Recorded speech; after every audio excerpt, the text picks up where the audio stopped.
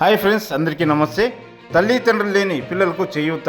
తల్లి తండ్రి లేక పండు ముసలి అలనా పాలన జీవనం సాగిస్తున్న దళిత సముదాయానికి చెందిన ముగ్గురు పిల్లలని తాలూకులోని వాల్మీకి సముదాయానికి చెందిన కొంతమంది నాయకులు ఆదుకున్నారు.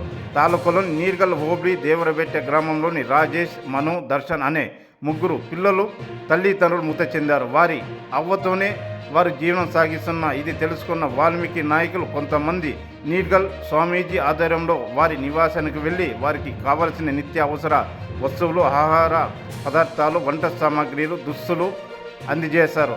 పాలగర్ లోకేష్, విశ్రాంతి సైనికుడు అనంతయ్య, గ్రామ పంచాయతీ సభ్యుడు శ్రీనివాస్ నాయక, దేవరబెట్ట మంజు, ఓబొమ్మ, నాగరాజ్, అంబిక, రమేష్, అంజనప్ప, మోహన్ నాయక, దివాకర్, తిప్పేస్వామి, బలరాం, తిప్పయ్య, హనుమంతు తదితరులు పాల్గొన్నారు.